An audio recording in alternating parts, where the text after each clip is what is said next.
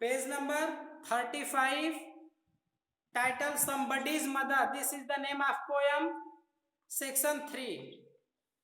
Somebody means anybody, unknown person. Somebody's apostrophe possessive means the mother means माता, यानी mom और mother of someone somebody else, यानी किसी की भी माँ है. माँ तो माँ होती है बिकॉज बीइंग ऑफ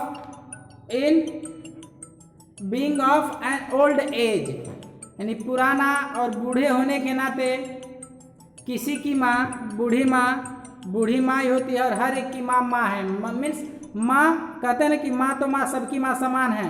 तो mother is mother, somebody mother, that an old lady person और ओल्ड एज पर्सन और man has the right to be served from the side of youngsters, यानी चाहे वो जो बूढ़े माँ बाप हैं, जो भी जिसके भी हों, लेकिन उनका अधिकार होता है कि उनका रिस्पेक्ट किया जाए, उनका सम्मान किया जाए, उन्हें कोई प्रॉब्लम और परेशानी न दिया जाए. जहाँ नीड हो वहाँ सपोर्ट करे, चाहे वह आपके गार्जियन हो या फिर बड़े बूढ़े हों आपके घर के या फिर दूसरे घर के हों, लेकिन old is old. So title is saying somebody's mother means anybody's. Somebody, देखो समबडी इंडेफिनिट प्रोनाउन है, इसका मतलब होता है, एक मिनट बेटा. हेलो. हाँ सर जी. तारीख आपकी कब थी? 7/8. 7/8 जी. एक मिनट.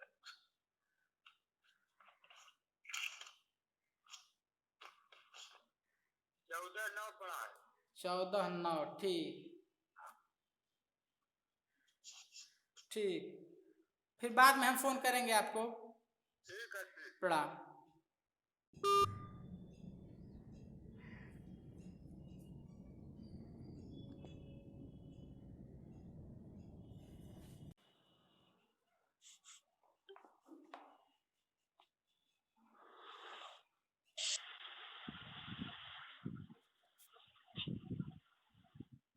हाँ, तो somebody's मतलब देखो, somebody is indefinite pronoun. Okay, और indefinite का मतलब होता है any, कोई भी, यानी मदर ऑफ एनीबडी. समझ रहे हैं आप? And every mother of anybody is needed to be respected from the side of the other person, youngsters. Okay, this is clear.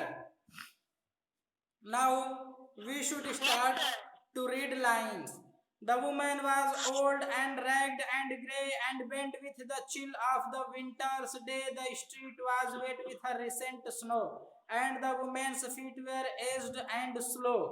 She stood at the crossing and waited long, alone, uncared for amid the throng of human beings who passed her by. None heeded the glance of her anxious eye. Down the street with laughter and shout, glad in the freedom of school let out, came the boys like a flock of sheep, hailing the snow piled white and deep. Past the woman so old and grey, hastened the children on their way, nor offering a helping hand to her, so meek, so timid, afraid to step, lest the carriage wheels or the horse's feet should crowd her down in the slippery street. At last came one of the merry troop, the gayest lady of all the group. He paused beside her and whispered low, I shall help you cross if you wish to go. Her aged hand on his strong young arm she placed, and so without hurt or harm,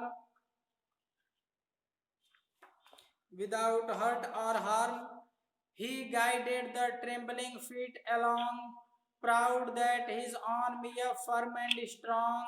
Then back again to his friends he went, his young heart happy and well content. She is somebody's mother, boys, you know, for all she is aged and poor and slow, and I hope some fellow will lend a hand to help my mother, you understand. If ever she is poor and old and grey, when her own dear boy is far away, and somebody's mother bowed her head in her home that night, and the prayer she said was, God be kind to the noble boy who is somebody's son, and pride and joy. Written by Mary D'O'Brien. Mary D'O'Brien is the writer of the poem The Somebody's Mother. Mary D'O'Brien has composed the poem Somebody's Mother. ए बेटा आप लोगों की Mick की आवाज आ रही है. So after a slight reading, complete reading of this poem, we came to know that what is theme of the poem Somebody's Mother. Theme is the old aged persons and how they should be treated and why they should be treated. They should be treated kindly and lovingly, respectfully, because of at other place our parents are being treated by someone else respectfully. इसकी theme यह है कि जो guardian हैं, बड़े बूढ़े लोग हैं, उनका सम्मान होना चाहिए सोसाइटी में कहीं भी, चाहे उसे किसी की भी मम्मी पापा हो, गार्जियन हो, क्योंकि कहीं ना कहीं समाज में हमारे मम्मी पापा भी दूसरों के द्वारा सम्मानित किए जाते हैं, दूसरे भी सम्मान से बोलते हैं क्योंकि वे बड़े बूढ़े हैं. तो इसलिए हमारा भी फर्ज बनता है कि हम भी हर एक बड़े बूढ़े का सम्मान करें. Clear? This is the theme of this poem. I think now clear everybody. और ये मिक किसका है बेटा? मिक से आवाज आ रही है, बहुत डिस्टर्ब हो रहा है. अब now I am going to start first para.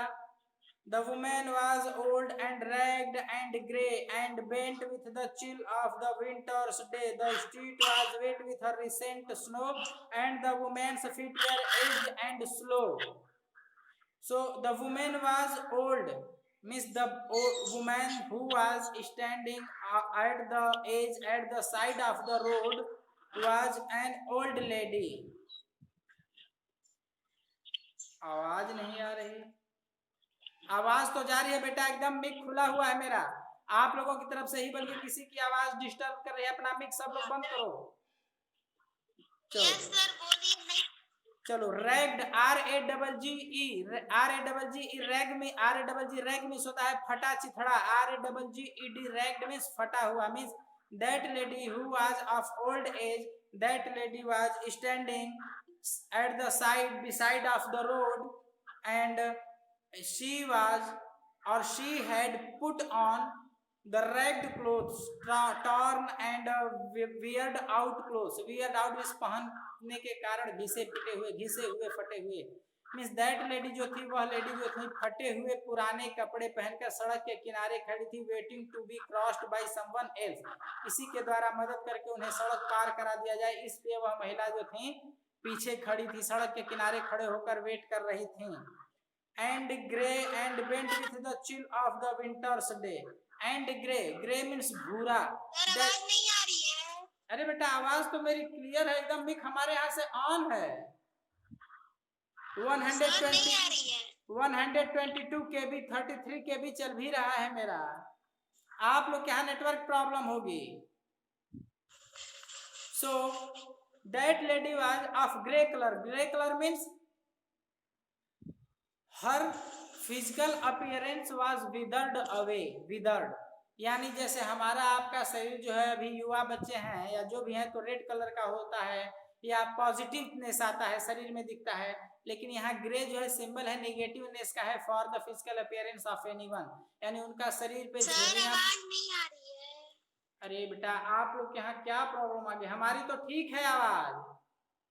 Sir आ रही है ना? जिसके यहाँ नेटवर्क नहीं है उसी के यहाँ आवाज छोड़ रहा है बेटा, और वैसी बात नहीं हमारे हाथ पकड़ रहा है. Okay. So narrator says that lady who was in ragged clothes waiting by being stand beside of the road at the side of the road to be crossed by someone else. किसी के द्वारा उन्हें cross करा दिया जाए road. वह lady इंतजार कर रही थी. And her face was had withered, pale faced, pale body, withered, wrinkled body, and bent means she was bent due to extreme old age.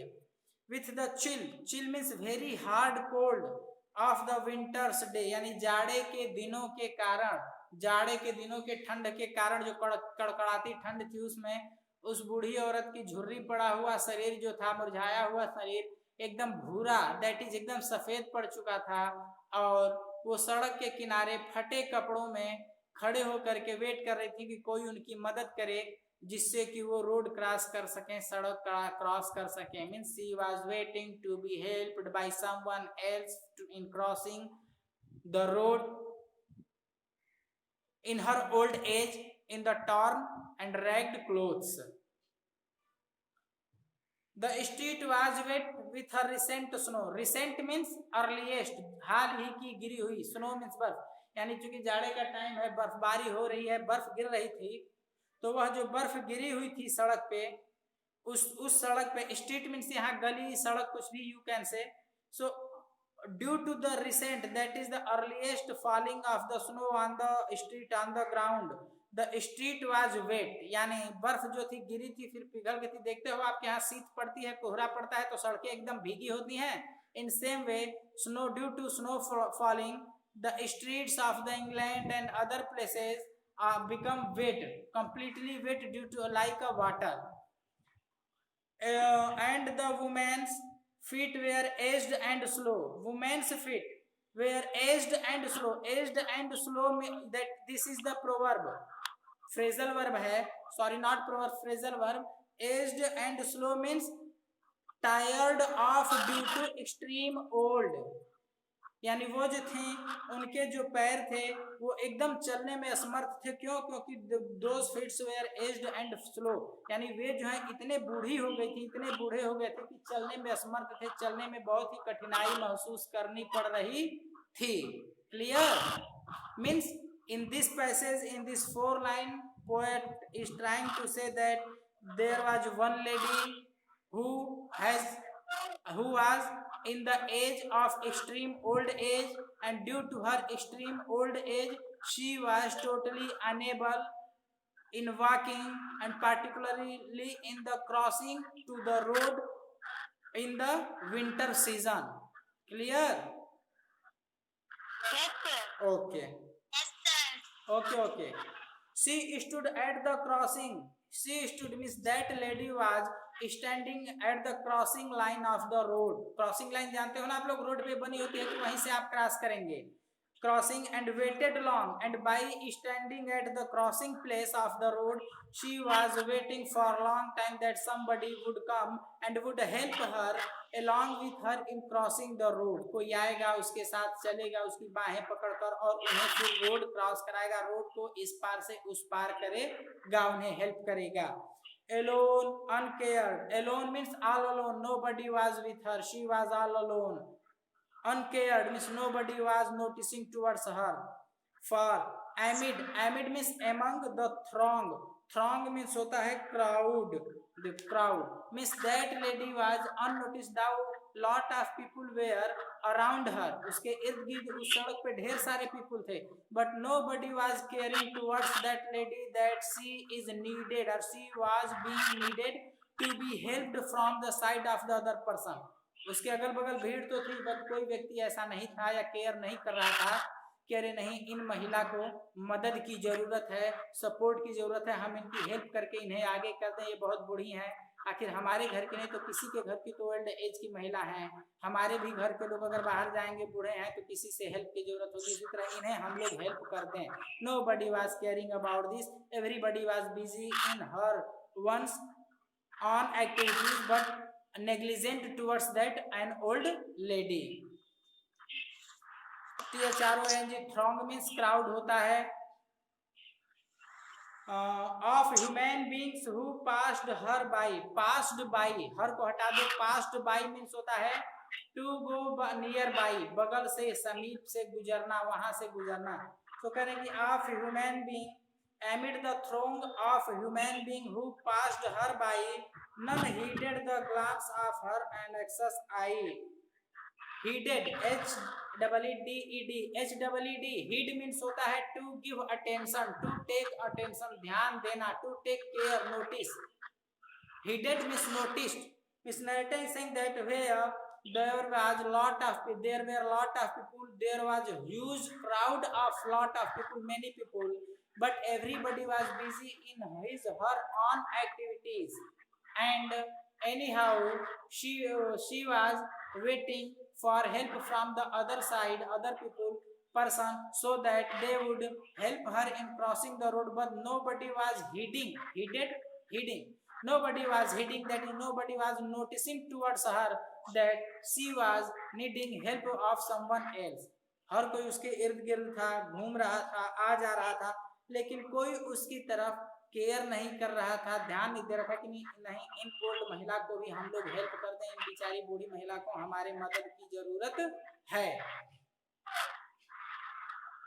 Down the street with laughter and shout. Down the street means everybody was passing here and there, from this side to this side, that side, from that side to this side.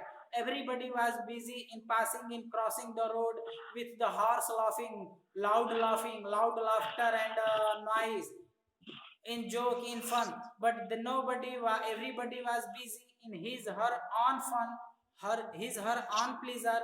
But nobody was noticing that among them, when everybody was pleasant in that situation, there was an old lady who was waiting for her help by somebody else, and she was very sorrowful to cross the road. हर कोई खुशी में ठहाके लगाते आपस में बात करते हुए खुशनुमा आ जा रहा था इधर उधर, लेकिन कोई यह नहीं सोच रहा था कि नहीं हमारे बीच एक बूढ़ी महिला है, दुखी है, इन्हें रोड क्रॉस करने की जरूरत है, हमारी हेल्प की जरूरत है रोड क्रॉस करने में, हम इन्हें मदद कर दें. हर कोई अपने में बिजी था, लेकिन उस ओल्ड मदर की तरफ nobody was caring. Due to that reason, writer is saying that nobody was heeding towards that lady. Everybody was busy in his her laughter, joy, pleasure, ignorant to unknown towards the sorrow and problems of that an old lady. Clear? Should glad in the freedom of school let out. School let out जो है means the leave of the school, means when school is dismissed. जब आपकी पढ़ाई करके छुट्टी होती है ना तो डिसमिसल होता है स्कूल का, तो वही कह रही है, उसी को आप दूसरे शब्दों में कह सकते हो स्कूल लेट आउट, स्कूल की छुट्टी. यानी every student was happy being school let out from school to the home. हर कोई बच्चा, छात्र, स्टूडेंट स्कूल से घर जा रहा था, हैप्पी था, खुश था, बातें कर रहा था, लेकिन कोई उस बूढ़ी दादी की तरफ नजर नहीं कर रहा था, ध्यान नहीं दे रहा था कि दैट बूढ़ी दादी must be helped by them. Came the boys like a flock of sheep. Flock of sheep means you all very well knowing that what is flock of sheep, that is the herd of sheep, भेड़ों का झुंड. Means students were going as a flock of sheep from school to the home, hailing the snow piled white and deep. Hailing means crossing and playing. उसमें जो stone था, उसमें जो बर्फबारी हुई थी, जो ओले पड़े हुए थे, उसे खेलते हुए, उसे ठोकर मारते हुए, by kicking. Every student was busy in going to home from the school, but no student, no person was taking care of that old grandmother and her sorrows and need to be helped.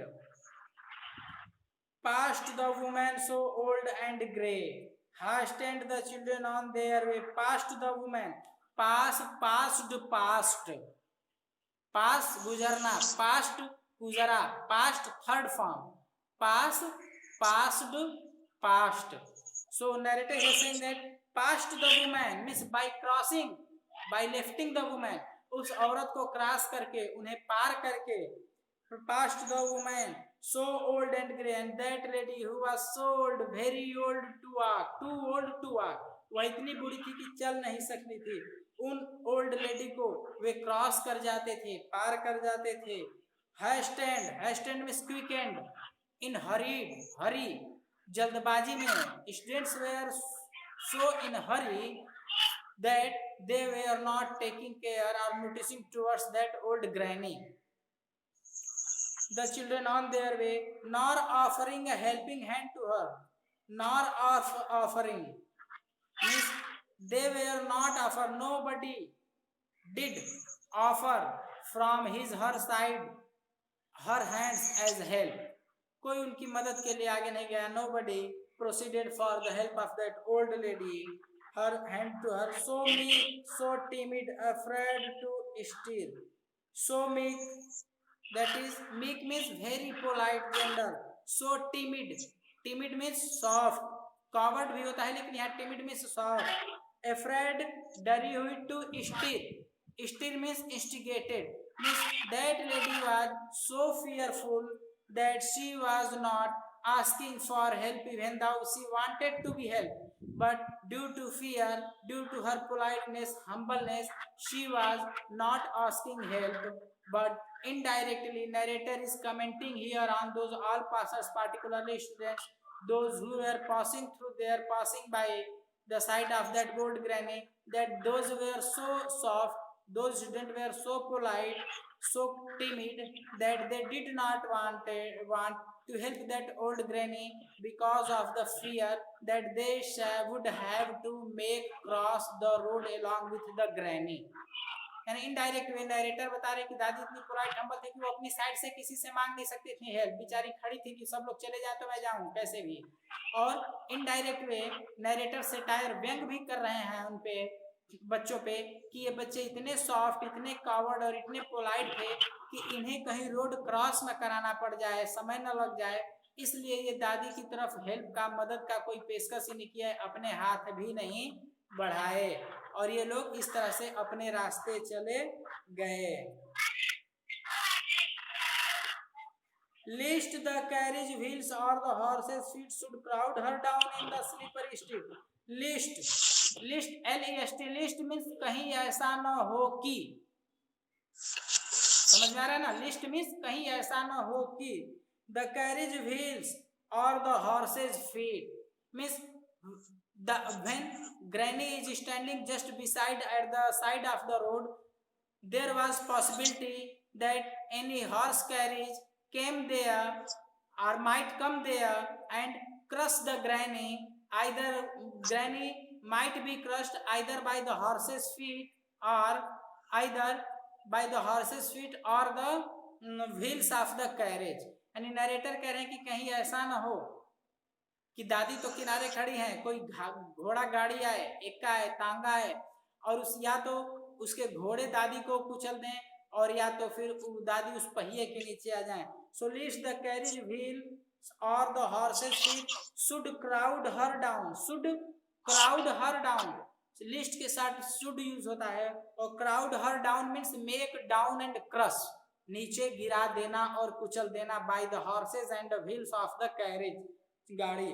her down in the slippery street. slippery, slip, S-L-I-P, slip means फिसलना होता है ना. slippery means the street which is or which might cause the sleeping of that old lady. means जिसमें कि wait है, नम है, ओले, fog पड़ रहा है, स्नो फॉलिंग हो रही है, वह गली एकदम नम है, पैर फिसल रहे हैं. वहां पे narrator poet is expressing her doubt, realising her doubt that it was possible that granny might fell down on the earth and she might be crushed by the horses and the wheels of the carriage. In this way, narrator is expressing her fear in the interest of the granny. At last came one of the merry troop. At last, finally, troop means a guide, a person, well decorated person. So कह रहा है कि at last, finally came one of the merry troop.